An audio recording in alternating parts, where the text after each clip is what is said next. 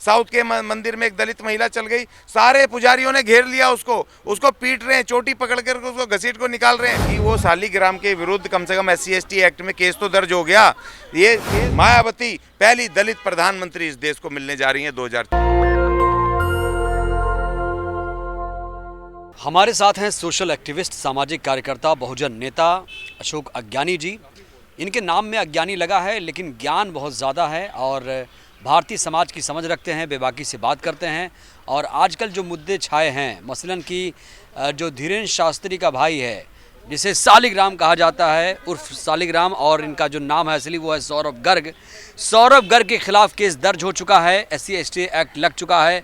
जिस तरीके से उसने बदतमीज़ी की थी, गुंडागर्दी की थी, एक दलित परिवार के खिलाफ जहर उगला था, हमला बोला था, दारू शराब सिगरेट पीकर बदतमीज़ी की थी, उसके खिलाफ केस तो दर्ज हुआ।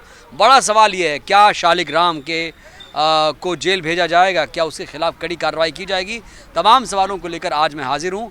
अशोक अज्ञानी जी से बात करते हैं। अशोक जी, क्या लगता है, क्या वाकई बहुजन समाज जो है, दलित समाज जो है, दलित परिवार के जो लोग हैं वो सुरक्षित नहीं है आज?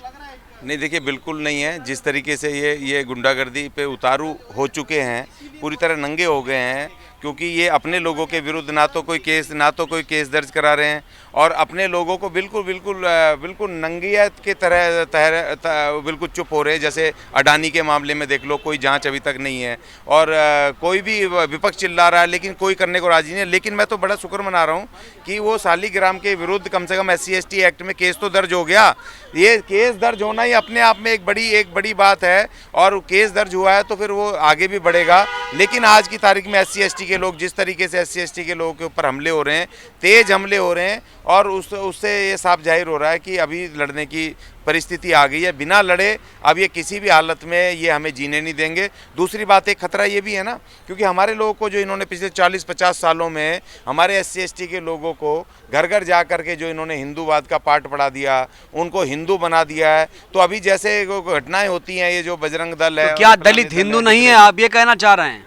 नहीं, हम हिंदू कहाँ से हो गए? अगर हिंदू होते तो हमारे ये घोड़ी पे बैठने पर थोड़ी इनको तकलीफ होती। और अगर हम हिंदू होते तो आज भी मेरे साथ गांव में चलो, आप जिस भी गांव में चलो आप मेरे साथ उत्तर प्रदेश के, उसमें जो हेडपंप लगे हो ना, सरकारी हेडपंप हमारे उनमें कॉलोनियों में, या कुएं खुदे हैं सरकारी, उन्हीं से पानी ले सकते हैं। आज भी वहाँ पर मोहल्ले अलग अलग बने हो, बामण का मोहल्ला, छत्रियों का मोहल्ला, प्रकाश का मोहल्ला, उसमें जा करके उनके जो सरकारी नल से भी आप पानी लेके दिखा दोगे ना, तो मैं आपको बिल्कुल जो आप कहोगे मैं मानने को तैयार हूँ। अगर हम आज भी सरकारी नल से भी ब्राह्मणों के मोहल्ले में या प्रकाश के मोहल्ले में अगर हम उससे सरकारी नल से भी पानी नहीं ले सकते हैं तो फिर हम हिंदू कहाँ से हो गए? अगर हम मंदिर में भी जब जाते हैं तो मंदिर में अभी चल रहा है ना, साउथ के मंदिर में एक दलित महिला चल गई, सारे पुजारियों ने घेर लिया उसको पीट रहे हैं, चोटी पकड़ कर उसको घसीट को निकाल रहे हैं। तो भाई हम हिंदू कहाँ से हैं? और हम हिंदू हैं तो भाई हमारा जनेऊ कहाँ है? हमें जनेऊ पहनाओ ना।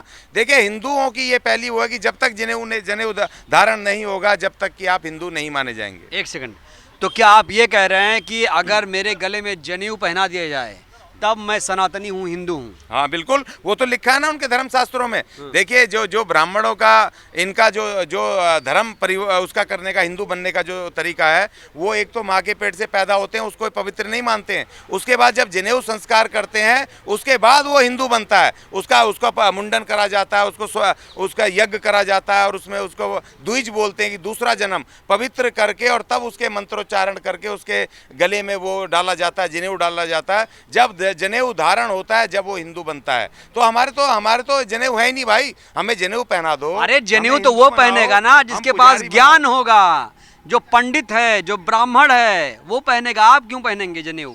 जो मंत्रोच्चार करेगा, जो पूजा कराएगा। तो भाई हम भी तो तैयार हैं ना, हमें भी तो दो ना। हमारे बाबा साहब से बड़ा बुद्धिमान कोई था? 3 PhD, 32 डिग्रियां जिन्होंने की, पूरे आज भी चले यूरोप में सिंबल ऑफ नॉलेज माना जाता है। इनके एक ब्राह्मण को बता दो जिसको सिंबल ऑफ नॉलेज माना जाता हो, जिसका की फोटो वो पुतिन लगाता हो, जो पुतिन दुनिया से नहीं डरा, उसमें बाबा साहब की फोटो है उसके ऑफिस में। वहाँ पर अमेरिका में चला जाओ, वहाँ पर 21 बिल्डिंग की माले की वो लाइब्रेरी खाली बाबा साहब के नाम पर बनाई है उन्होंने। और कोलंबिया यूनिवर्सिटी से लेकर के और ब्रिटिश जो यूनिवर्सिटी है वहां से लेकर के नहीं बाबा तो साहब की मोदी फोटो सरकार देखिए। भी तो बढ़ावा देखिए, दे रही तो है भाई अम्बेडकर हमारे साहब बाबा को। साहब ने यही कहा था कि भाई हम आपको मान लेंगे, हिंदू मान लेंगे आपके धर्म को।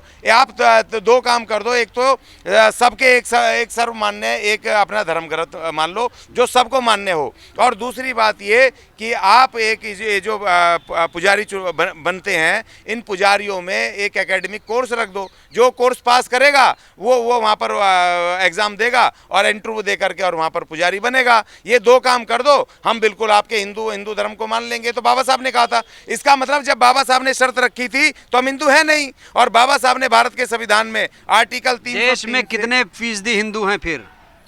तिलक तराजू और तलवार 15%, क्योंकि बिल्कुल मान्यवर कांसीराम जी ने जब बाबा साहब के उस मूवमेंट को लेकर के बहुजन मूवमेंट की तो उन्होंने बिल्कुल लाइन खींच दी। उन्होंने कहा 15% हिंदू हैं, तिलक तराजू और तलवार। और तिलक तराजू और तलवार को थोड़ा और एक्सप्लेन करिए, कैसे लोग समझें क्या है इसका मतलब? तिलक ब्राह्मण, हाँ। तलवार क्षत्रिय और तराजू ब्राह्मण, तो ये बनिए वैश्य, तो ये हो गए तिलक तराजू तलवार। ये तीनों के गुलाम है शूद्र, और उसके भी गुलाम है वो अछूत। देखिए अब भारत आज़ाद हो चुका है, अब आप ऐसी प्रोपेगेंडा वाली बातें मत करिए ज्ञानी जी, आप पर ये शोभा नहीं देता है। अब भारत आज़ाद है, नया भारत, न्यू इंडिया बन चुका है, अमृत काल चल रहा है। तो ये मैं थोड़ी बोल रहा हूँ, ये तो उनके आरएसएस के चीफ ने ही बोलना ना कि जातियां पंडितों ने बनाई है। तो भाई मैं थोड़ी कह रहा हूँ, अपनी तरफ से थोड़ी कह रहा हूँ। और बिहार के शिक्षा मंत्री जी डॉक्टर चंद्रशेखर जी कह रहे हैं, उन्होंने चौपाई सुनाई और ये उसको सबके सब बता रहे। इनका एक बाबा बोल रहा है ये ढोल गवार शूद्र पशु नारी सब है सकल ताड़ना के अधिकारी, और इनको ढोल की तरह पीटो जब ये कंट्रोल में रहते हैं, वो कह रहा है बाबा उस पर। और इनके दूसरे प्रवक्ता कह रहे हैं, कोई कह रहा है कि ताड़न का अर्थ है देखना, कोई कह रहा है कि उनका अर्थ है शिक्षा। तो ये अपने आप में उलझ चुके हैं। जो इन्होंने गड्ढे खोदे थे जातिवाद के, जो इन्होंने 5000 साल से इस देश के बहुमत लोगों को अपना गुलाम बना के उनका हर तरह का उनका मानसिक, शारीरिक और आर्थिक और शैक्षणिक शोषण किया, अब वो इनको भुगतना पड़ेगा। ये 15% लोगों को 2024 में 15% रह जाएंगे। जो कहा ना अभी बिहार के उन्होंने जो कहा, उन्होंने मुख्यमंत्री ने ये कहा ना कि अगर कांग्रेस आ जाए, उन्होंने एक परिकल्पना की है, अगर गठबंधन हो जाए तो ये डबल डिजिट में आ जाएंगे, वही 15% के लोग ही रहेंगे। ये इनके कोई 20-25 सीटें आएंगी, बाकी और ज़्यादा सारी सीटें जाएंगी जो 85% लोग हैं उनके पास जाएंगी। और बहन मायावती, अगला मुद्दा राम मंदिर बन रहा है, बनने वाला ही है, और चुनाव से पहले इसका इनॉग्रेशन भी हो जाएगा, तैयार हो जाएगा। 1 जनवरी 2024 को तैयार हो जाएगा। और हिंदू राष्ट्र को लेकर लगातार तमाम तरह के बाबा प्रोपेगेंडा फैला रहे हैं, हिंदू राष्ट्र बनाओ। तो क्या मुद्दा यही रहेगा 2024 का? आप लोग तो कहीं के नहीं रहेंगे फिर। नहीं, हम अगर हम कहीं के नहीं रहते तो इनके बाबाओं को चिल्लाने की जरूरत नहीं पड़ती है। पूरा प्रवोक कर रहे हैं, मगर पब्लिक नहीं आ रही है। अभी यहाँ पर भी हिंदू राष्ट्र को लेकर के कुछ करा तो 20-25 लोग आकर के भौंक के चले गए, तो वो लोग नहीं आ रहे हैं, क्योंकि SC ST और OBC के लोग जो थे वही शक्ति थे इनके। अब वो समझ गए हैं, प्रचार चल रहे हैं, उनको पता चल गया हम हिंदू नहीं है, हम तो ताड़ना के अधिकारी हैं, हमें तो गालियाँ बक रहे हैं भर भर के। और ये देखिए, जब तुलसी वो लिख रहे हैं, तुलसीदास जी रामचरितमानस जब लिख रहे हैं 1588-87 के आसपास, तो उस समय अकबर का राज है। और उसके दादा ने वो उसको वहाँ पर बाबर ने इनकी वहीं पर जहाँ पर इन्होंने रामायण लिखी, वहीं राम मंदिर तोड़ करके बाबरी मस्जिद बनाई। तो उसके खिलाफ एक शब्द नहीं लिखा उसने। और उसमें किसके खिलाफ लिख रहा है? अछूतों के खिलाफ, शूद्रों के खिलाफ, उनके खिलाफ और महिलाओं के खिलाफ उसमें भर भर के गालियाँ लिखी हुई हैं जो उसमें रामचरितमानस में। तो ये हम नहीं कह रहे हैं, ये जो डिबेट चल रही है उससे निकल रहा है, बड़े बड़े बुद्धिजीवी कह रहे हैं, लगातार सोशल मीडिया पे चल रहा है। राम मंदिर से क्या आप लोग खुश नहीं हैं? देखिए, हमारे खुशी का या ना खुशी का कोई लेना देना नहीं है, क्योंकि उस मंदिर से हमारा कुछ भला होने वाला नहीं है। ना हमें उस शिक्षा मिलनी है उसमें, ना उससे हमें रोजगार मिलने हैं, ना उससे जो हमारा 22.5% इस देश के संविधान में हिस्सेदारी है, जमीन में, इसमें धन में, बजट में, धरती में, जितने भी इनके सरकारी संस्थानों में हमारी जो हिस्सेदारी है वो मिलने वाली नहीं है। वो तो इन्होंने मंदिर बनाया, वो इन्हीं के पुरोहित रहेंगे और वो उसको करेंगे, और बाद में तो हमारा जो झाड़ू मार रहा होगा उसको अंदर भी नहीं जाने देंगे, उस राम मंदिर के नल से पानी भी नहीं पीने देंगे। झाड़ू कौन मारेगा? झाड़ू तो हमारे लोगों से मरवाएंगे ना, ये अछूतों से ही करवाएंगे, ये थोड़ी करने वाले हैं।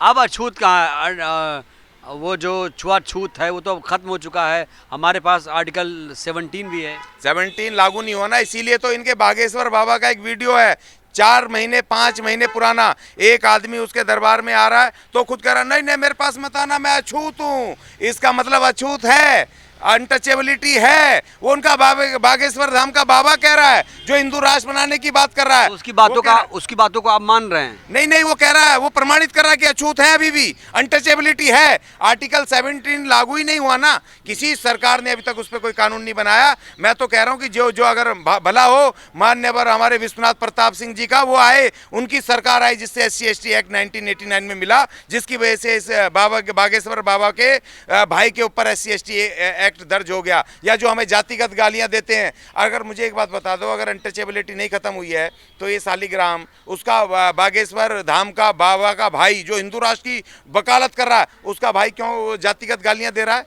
क्यों दे रहा है? इसका मतलब इनके हिंदू राष्ट्र में हमारे SC/ST का कुछ वो नहीं, हम आज भी अछूत हैं, अनटचेबल्स हैं इस देश में, और जो शूद्र हैं वो आज भी इनके गुलाम हैं। आप कितना भी करिए ज्ञानी जी, कितना भी आप आगू गलिए, आपके पास चेहरा नहीं है।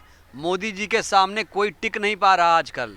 देखिए, अभी ये पहले विदेश को कहते थे जी, पूरी दुनिया में डंका बज रहा है, अब विदेश ने भी इनको नंगा कर दिया, अब विदेश भी इनके विरुद्ध आकर के खड़े हो गए। और इनकी गुंडागर्दी का ये हो गया कि जो BBC इंटरनेशनल मीडिया, उसी के ऊपर छापे लगवा दिए इन्होंने, क्योंकि इनको ये लग रहा है कि हमारे खिलाफ कोई बोलना नहीं चाहिए, अपने अधिकार की बात नहीं बोलना चाहिए। उस डिक्टेटरशिप नहीं, वो तो सर्वे किया, सर्वे नहीं, सर्वे तो होता ही है। सर्वे उन्हीं के ऊपर क्यों होता है जो इनके विरुद्ध कोई इनकी बातों को नहीं मानते हैं, या फिर इनके जो करीब उसके खिलाफ अपनी आवाज उठाते हैं, अपने हक की बात करते हैं, या इनके कुकर्मों को दिखाते हैं, उन्हीं के खिलाफ क्यों ये सर्वे होते हैं। और ये अडानी के खिलाफ कब होगा भाई सर्वे? ये जो इसने कर लिया, और जो बैठे हुए हैं अभी तो लंदन में जो बैठे हुए हैं, इनके जो 31 चोर बैठे हैं, इनके चौकीदार साहब के चौकीदार जी और 31 चोर वहाँ बिठा रखे हैं, और अरबों रुपया भारत का लेकर के वहाँ बैठे हैं। उनके ऊपर कब रेड पड़ेगी भाई? उनको कब उनकी संपत्तियाँ नीलाम होंगी? कब वो उनको भारत लाया जाएगा? कब उनको जेलों में ठूंसा जाएगा? तो ये तो डिक्टेटरशिप है। इस डिक्टेटरशिप के खिलाफ देखिए खुद ही फंस गए उसमें। यहाँ रोजगार यहाँ तो लोकतंत्र है, आप डिक्टेटरशिप कैसे कह रहे हैं? आप तानाशाही बता रहे हैं। नहीं, तानाशाही तो पूरी चल गई, ये तो दिख रही है ना। विपक्ष बोल रहा है, उनके वो तमाम वो बोल रहे हैं, नेता MP बोल रहे हैं, वहाँ पर चिल्ला कर सदन में बोल रहे हैं। जितना ये दबाने की कोशिश कर रहे हैं, उतना ही विपक्ष बोल भी रहा है, लोग बोल भी रहे हैं, क्योंकि डिक्टेटरशिप। और ये हम नहीं बोल रहे हैं, विदेश बोल रहा है। बताओ, इंटरनेशनल मीडिया, इंटरनेशनल अब वो बोलने तो आप विदेशों की बात मानेंगे? अपने देश पर भरोसा नहीं है। ये एक छींक भी मारते थे ना, कहते थे वो विदेश में डंका बज गया, विदेश में डंका बज गया। तो अब तुम्हारे चोरी का, भ्रष्टाचारी का, तुम्हारी डिक्टेटरशिप का अब डंका बज रहा विदेश में, तो तुम्हें शर्म आ रही है? अब कह रहे हो भारत पे हमला है। और जब विदेश तुम्हारी तारीफ करता है, जब तुमसे वो गले लगते हैं, तब तुम कहते हो देखा मोदी जी का क्या परचम लहरा है। अब जो तुम्हारे भ्रष्टाचार, मोदी का विरोध, देश का विरोध। नहीं, ऐसा कुछ नहीं है। मोदी एक प्रधानमंत्री डेमोक्रेटिक तरीके से चुने गए थे, मगर डिक्टेटरशिप कर दी। लेकिन ये इनको किसी भी हालत में अगर मोदी का विरोध गलत काम करेंगे तो मोदी का विरोध होगा, हर हालत में होगा। चेहरा कौन है? चेहरा बहन जी मायावती जी चेहरा हैं, और उनकी लीडरशिप में लड़ा जाएगा। ये अपने राज्य में लड़ेंगे, हम जीतेंगे 60 से 70-75 सीटें, और हम दावा करेंगे जब तीसरे मोर्चा बनेगा। देखिए, दो तरह के गठबंधन होंगे, एक प्री पोल, एक पोस्ट पोल। और हमारी जो लड़ाई होगी वो पोस्ट पोल के, हम अपनी लड़ाई लड़के 70 से 75 सीटें जीत करके तब जो तीसरा मोर्चा बनेगा, उसमें हम अपनी दावेदारी प्रधानमंत्री की रखेंगे। और बहन मायावती पहली दलित प्रधानमंत्री इस देश को मिलने जा रही हैं 2024 में। तो ये हैं अशोक अज्ञानी जी, और आपने सुना, बड़ी बेबाकी से बात रखते हैं, ये बार ये बात कहते हैं। हालांकि कुछ लोग हंसेंगे कि मायावती प्रधानमंत्री बनेंगी, 2024 में प्रधानमंत्री बनेंगी, मोदी जी को टक्कर देंगी, लेकिन क्या पता कि क्या हो जाए, कौन जाने कि क्या चमत्कार हो जाए। लेकिन एक मजबूत सशक्त चेहरा कहीं ना कहीं मायावती को अज्ञानी जी मान रहे हैं। अब 24 में क्या होगा ये तो भविष्य बताएगा। फिलहाल अज्ञानी जी की बातों से आप कितने सहमत हैं, अपनी राय दीजिएगा ज़रूर। शुक्रिया।